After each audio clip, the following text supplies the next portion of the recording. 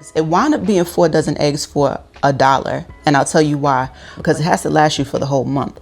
So if you go out on the first of the month and you spend all your money, then you're done. You got to sit down for the rest of the month. I'm okay to not have a job for a little while, but that is because of these things that I just shared here with you today. So I knew I was a saver, and I knew that spending my own money sometimes kind of hurt my feelings, but I never thought of myself as frugal. And I think it's because I've always had everything that I need, and I've gotten so much of what I want as far as material things go that it doesn't feel like I'm living a frugal life. I can't say that I've really struggled financially over the years. And I'm talking about I was living on my own, making only $32,000 a year in New York. And what I observed is people around me saying yes over and over again to spending money on things that just didn't make sense for their lifestyle and for their pockets. And I know we can't control things like inflation, the cost of healthcare, but we can better manage where our money goes outside of those basic necessities. And I think, like anything, living below your means and staying within a budget, it begins with a mindset shift, right? Especially if you're not used to doing it. So let me tell you what it looks like. So I'll tell you what I do and what I don't do, some principles that I like to keep in mind and that you can start using to begin to shift your mindset, and some questions to ask yourself if you know that it's time for you to start spending your money differently and living below your means and staying within a budget. Plus, I have a little bonus that is not, well, you'll see. Stick around and you'll see. So the first thing I like to keep in mind is that I usually need to plan ahead, whether that's planning before I go to the grocery store or even planning to go hang out with friends or spending a day outside by myself, because we all know the minute that you step outside, you start spending money. So you got to think about where you're going, what you're going to be doing, and who you're going to be doing it with, and kind of say, okay, here's where my boundaries are, here's where my limits are, here's how much money I'm going to spend for the day. When you go into the grocery store, have a list so that you know you're not like buying stuff that is unnecessary. That type of planning ahead is required. The next thing I remember is that saying no to one thing means that you're saying yes to something else. So if I say no to, going out with friends this weekend because I'm trying to save up money to go on a trip, that means I'm saying yes to being able to go on a trip at the end of the year. And then vice versa. Anytime you say yes to something, it means that you're saying no to something else. I'm a firm believer that energy is not created or destroyed, it's just transferred.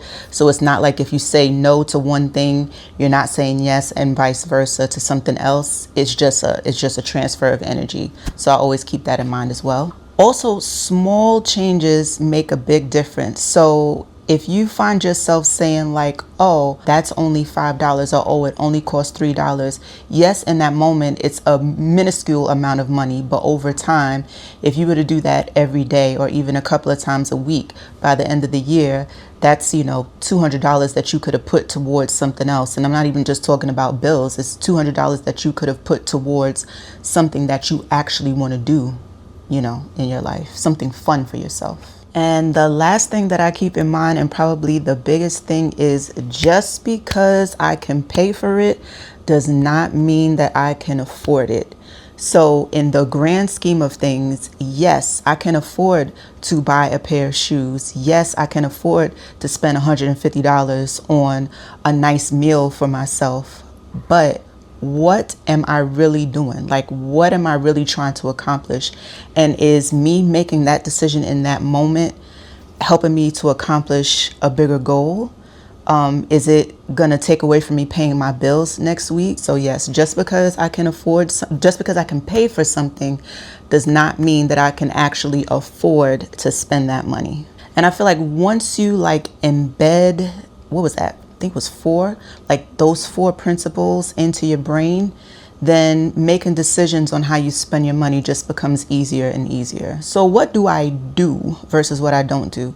What I do is I create a budget, and I like to use the budget, the app called Every Dollar.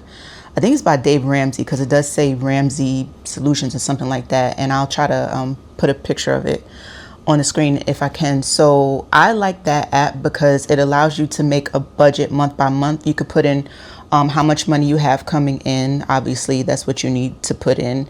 And then itemize all of your bills out to say what you have going out. And then from there, you can see how much money you have left over and then where you want to put that money. So if you want to put money into savings, if you want to put money towards an upcoming trip that you have, if you want to put money, if you have kids and you want to put money towards their college savings, like whatever. So I like to do that. But yeah, creating a budget every month, I think, is like the first thing, because if you don't know how much money you have coming in and going out, then you won't know how much you have left over. And then, yeah, you're just going to spend on any and everything because the money is in your hand or you see it in your account. But just because it's there doesn't mean that it already is, you know, allocated to something else that you actually do need to pay for.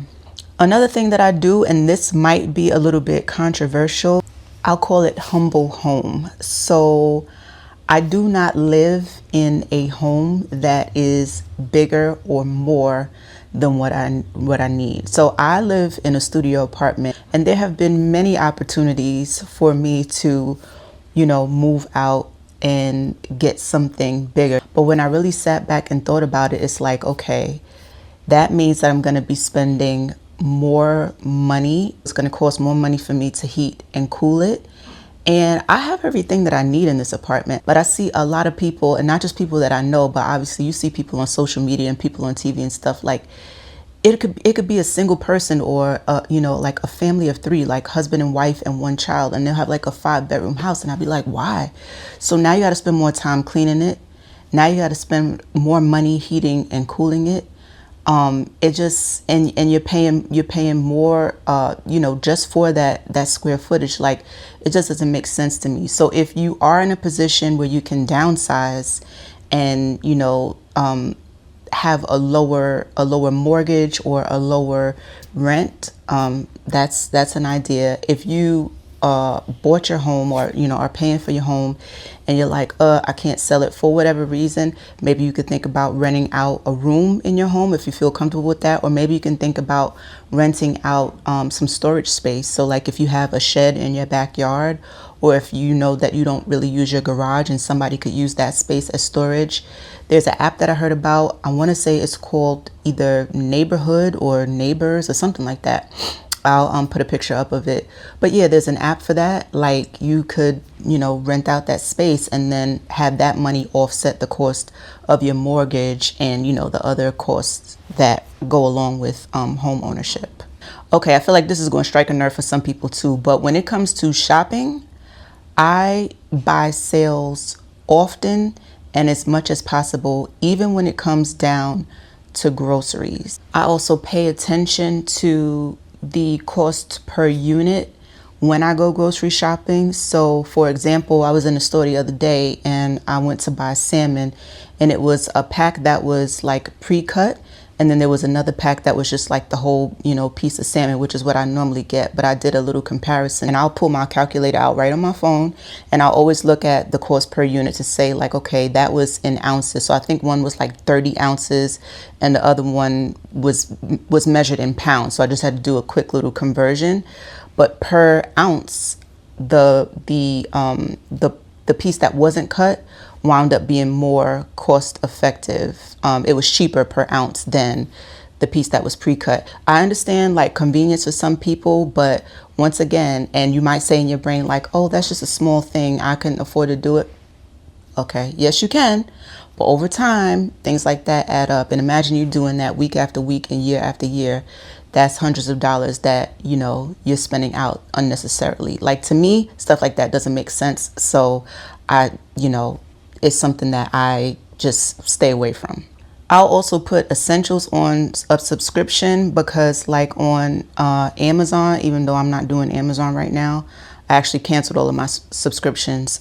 But when I did have subscriptions, things like soap and toothpaste, toilet paper, paper towels, like those essentials that you know you're always going to get, put those on a prescription, put those on a subscription, because they save you something like 5% on whatever the subscription is. If you know that that's something that you're going to keep getting anyway, you may as well put it on a subscription.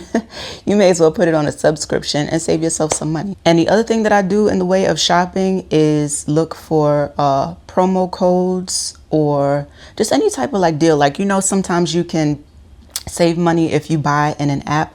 Oh my gosh. So let me tell you how I got 4 dozen eggs. No lie, I got 4 dozen eggs. It wound up being 4 dozen eggs for $1. And I'll tell you why. But at first it was 4 dozen eggs for $9. And so my cousin told me about this app called GoPuff weeks ago. And if you live in New York, you know, it's like a blue logo. You've probably seen like the stores, or they're like warehouses or whatever. You've probably seen those. You've probably seen those around the city. But basically, you sign up for the app. You pay a $1 fee for like a subscription, but it's a trial, 30-day trial. And then they have this thing called, it's like the club is called FAM, like family, but FAM, FAM. And you get deals on certain things. And the one thing that I think they guarantee is that you're always going to get eggs. It's like eggs, butter, and bread or something like that. It's always going to be at a deep discount. So they had the eggs for $2 a carton, $2 a dozen. So I'm like, wow. So I go in there, I order one, and they were like one carton of eggs per order. So I said, okay, I did the one order, and I set it up to pick it up from one that was, you know, on my way home or close to me or whatever.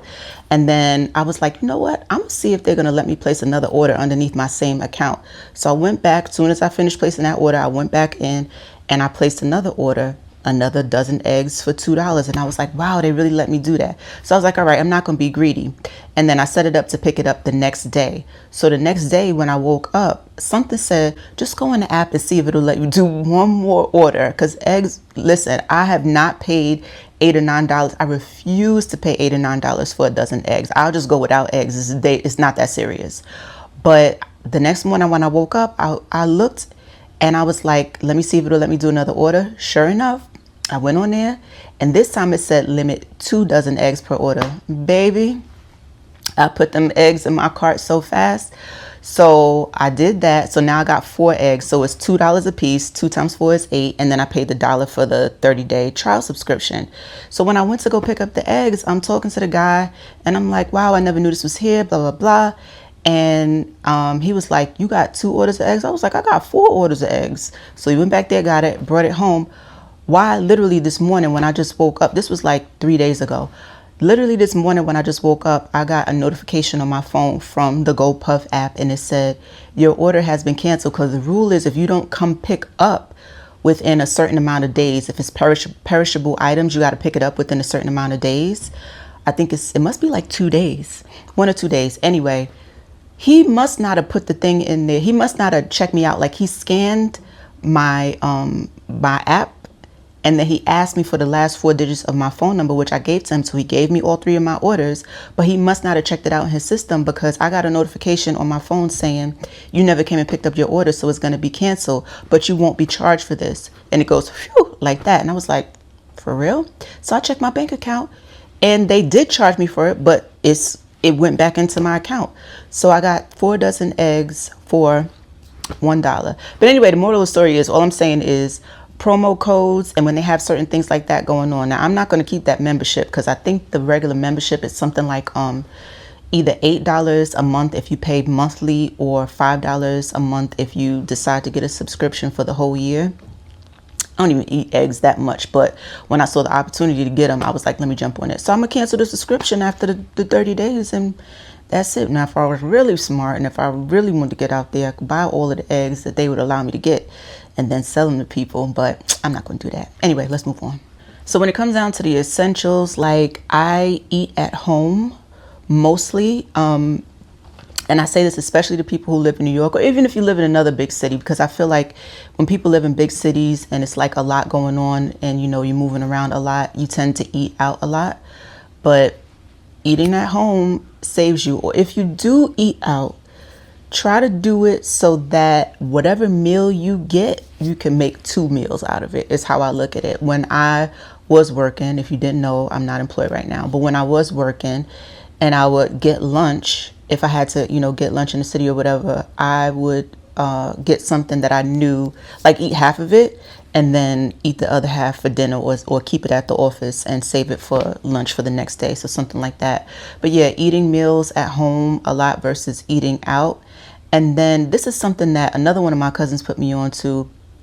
many years ago. She was like, Josh, you know they charge you more money for your electricity bill when you use electricity during the day.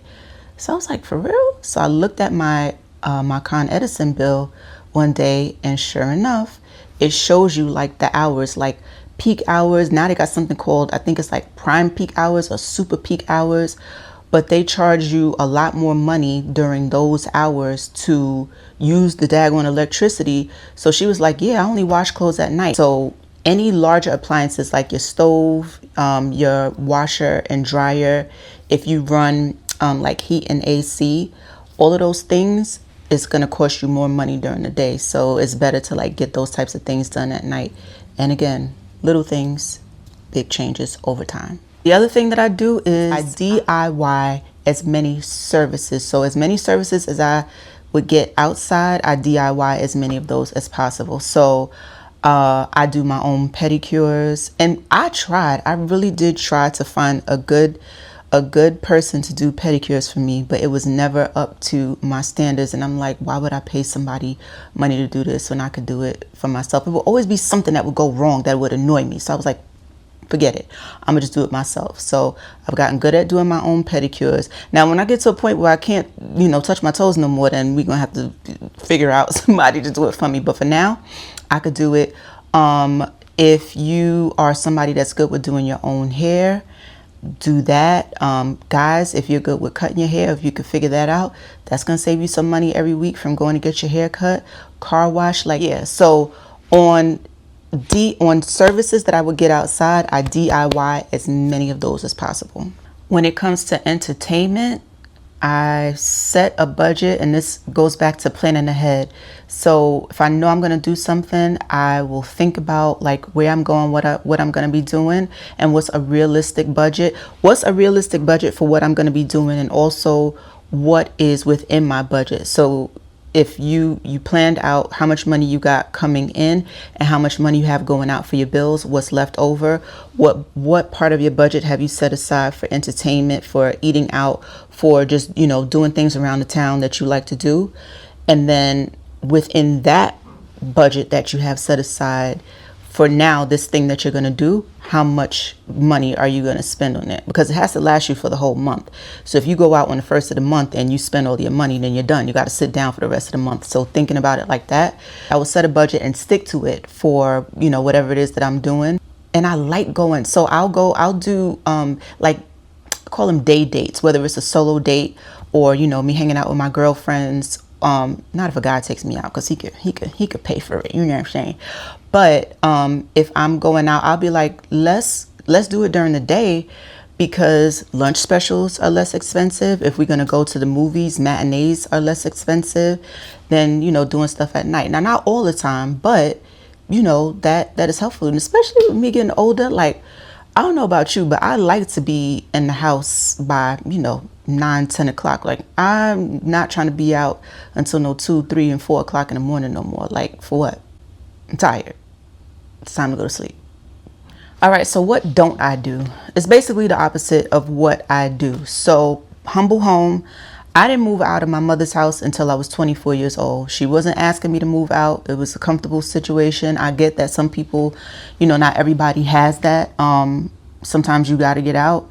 But yeah, I stayed at home as long as possible. And I know that there's people, I've been seeing a couple of videos. I'm not real big on social media, but I do like YouTube, obviously. So I've been seeing a couple of videos of older people, even in the United States, like moving back home with their parents, because it just makes sense economically. And I get it. Like, there's no shame in that. Like, and in many other cultures, you have multi-generations of adults living together in the same house. But anywho, yeah, so I stayed at home as long as possible. Like I said, when I had the opportunity to move into a larger unit and I really sat back and thought about it, I was like, nope, that doesn't make sense financially. I have everything that I need here. I don't feel cramped. And when it comes to shopping, I stay away from Klarna, Afterpay, and whatever other kind of, payment plan that you can get on to buy the thing, because I did it one time just to see what it was like. And I was like, this is the dumbest thing for me. I'm not judging what anybody else wants to do, but I was like, the money is still coming out. It's like in my brain, if I couldn't afford to spend, the $100 to get it in that moment, I don't need it. I can't afford it. Like I can't do it right now. So yeah, I stay away from those Klarna and Afterpays. Same thing. I mean, payday loans and all of that. Like I get sometimes you get into a pinch, but this is what I'm trying to tell you. Like these things that I do so that you don't have to ever get into a pinch. And then again, like I spoke about when it comes to groceries is, shopping without considering the cost per unit. Like you're just saying this thing is $10 versus this thing is $5, but the $10 might be more bang for your buck than the $5 things. You might be getting, more per unit for the $10. In the moment, if all you have is $5 and you absolutely need toilet paper, you got to get the toilet paper. I get it. But those things, like, that's what I'm saying, plan ahead and thinking about things ahead of time is super helpful. This one is something that I really had to like develop a muscle to do. And that is when I go out to eat with friends and family, I do not split the bill evenly. I had to be so upfront with my friends and be like, listen, I know this is what we normally do, but this time, and then over time I just kept saying it. I'll be like, I can only afford to pay for what I'm eating this time. Is that cool with everybody? And be like, okay, yeah, sure. I think the first time it was probably like, huh? Because if you really got to sit there and do the math and all of that at the end of the night, or whenever you finish eating, it's like a drag. But what we started to do is say, okay, one person will put it on their card, and everybody else will just Zelle or Cash App or whatever you do. That person that's paying for it the money, and that makes it a little bit easier to say, okay, let me just look at what it is that I'm paying. But yeah, because if you do that, you wind up paying more money than you had budgeted out. Like if you only budgeted $50 to spend, but then you got a friend over here and everybody got one that is not reading the room, that want to keep sitting there and ordering drinks and want to order 3 appetizers and 2 main courses and get a doggy bag to go and then put all of that on the bill. It's like, what? Who paying for that? I can't do it. I love you, but that food is not going home with me. You got to pay for that. And this one is a little bit, I hope you understand what I'm saying. I do not spend money to make others comfortable. So yeah, you might go out to get drinks. And again, planning ahead. If you say to yourself, like, I know I'm only going to have 2 or 3 drinks. And then they over there at 4 or 5. And they're like, come on, drink. If you want to buy me a drink, sure. I'm not going to ask you to. But if you want to buy me a drink, sure. But it's like, no, I already have that in my brain. And just to make somebody else feel comfortable. And like, I'm saying that because I've done that in my younger years. Like, oh, everybody else is doing it and I don't want to, be a drag and make everybody else feel. No, I don't do that anymore. So you can be uncomfortable. That's a you problem, not a me problem. I got to keep my money in my pocket. Thank you. So as a bonus, and this, I am not suggesting this. I'm telling you what I do because I feel like it's helpful. And if you are not yet disciplined with spending money, I actually don't do this. But what I do, and I saw this on an episode of a YouTube channel called CNBC Make It. The guy was a millionaire, but he was living, kind of frugally or whatever. He was just sharing, things that he does to save money or to make money or to keep money in his pocket or whatever. And he did something that I don't do exactly this, but he did something called credit card churning, which is basically you open up a credit card that has a 0% interest fee. And then normally when you open up these credit cards, they will give you a certain amount of money cash back onto the card for spending X amount of dollars within the first 3 to 6 months. So I don't do that. So he said that he was just doing it just to get the cash back money. This dude had like 15 or 16 credit cards that he just like splayed out whatever in his hand. I don't have that many credit cards, and that's not what I do with it. What I do is I will open up a 0%, and it is usually like 0% for either like 12 to 15, sometimes 18 months.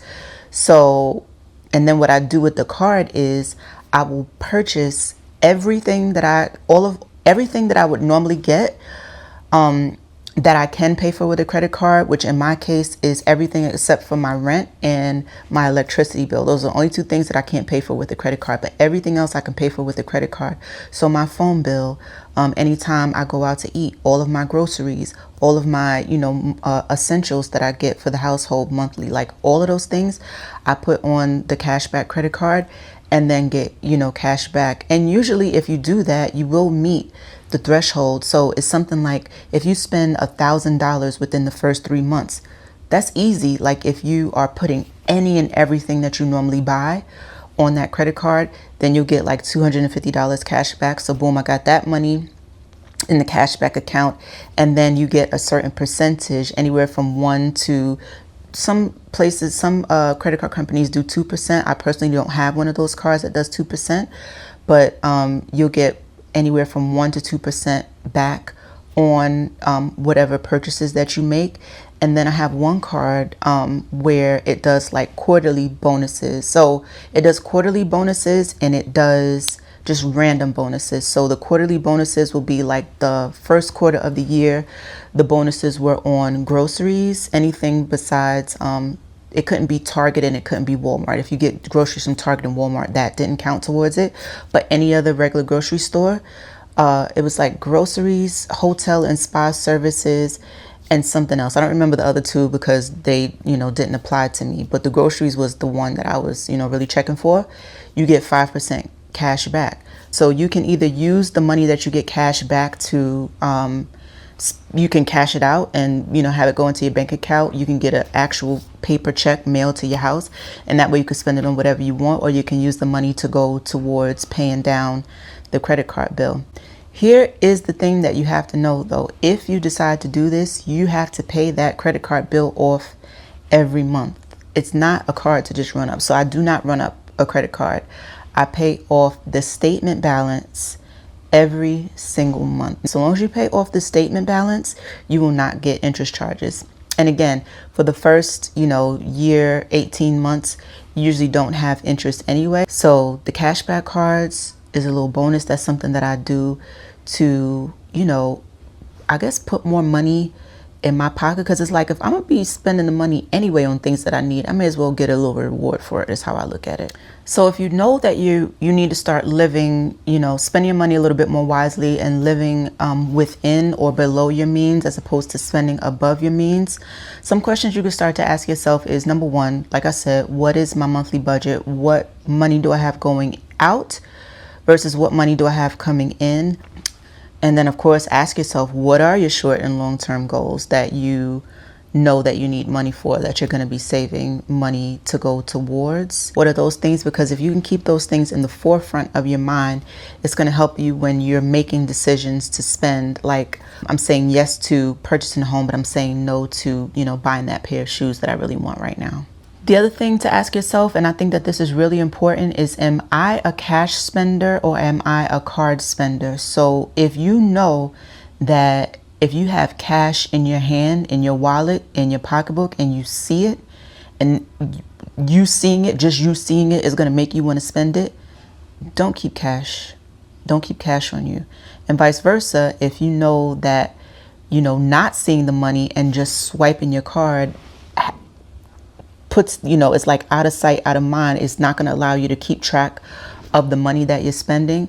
Then you need to go to the ATM and keep cash on you and like take out only what you need for the day, for the week. And so, like once you run through that money, that's it. You don't have no more to spend for the week or for the month or however you want to do it. I say for the day or for the week. And then the last question to ask yourself is, what are your triggers? So what are things that like you're gonna impulse buy? Or are you a person who, like when you go out with friends, you tend to spend more money? If you go shopping with friends, you tend to spend more money because maybe you're like, kikiing it up and you're not really paying attention to the price tag, or you're not really focused and thinking about, do I actually need this thing in my closet, or can I leave it in the store? I've heard a couple of people say this.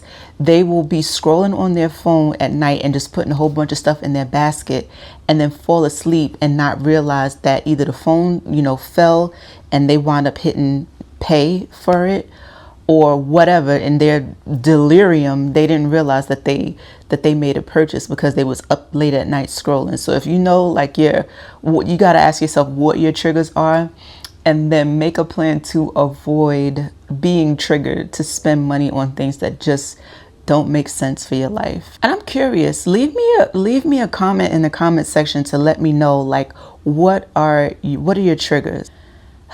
I have a sweet tooth, so anytime I pass by a donut shop, I'm gonna buy it, which is why I say I don't keep cash on me, because yeah, it's easy enough for me to go spend $6 on one donut. That's how much they running for in New York. $4 to $6 on one donut if I have that cash in my hand.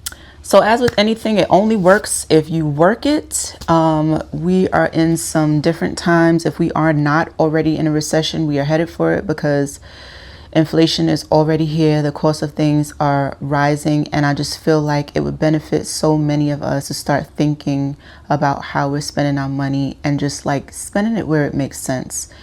Not overspending, not overdoing it, and not just being like, get because we all gonna die. I have been in all different types of situations financially, as far as like what I make. I've been unemployed many times, and this last time, like I said in the first video, it got to me a little bit more than any of the other times. I think that's really just because my age, because I'm okay. I'm okay financially. I'm okay to not have a job for a little while, but that is because of these things that I just shared here with you today. Thank you so much for watching. If you watched one of my other videos and you're returning, thank you so much. I appreciate you for watching. If this is your first time here, my name is Joz. I appreciate you for being here and for watching. And I hope that this was helpful for you, that you learned something new. And if you are a frugal person, or somebody who is really mindful about your spending, leave me a comment as well, letting me know that I'm not alone. I know that I'm not alone, but gosh, I just never thought of myself as that person. Thank you so much for being here, and I will see you next time. Bye.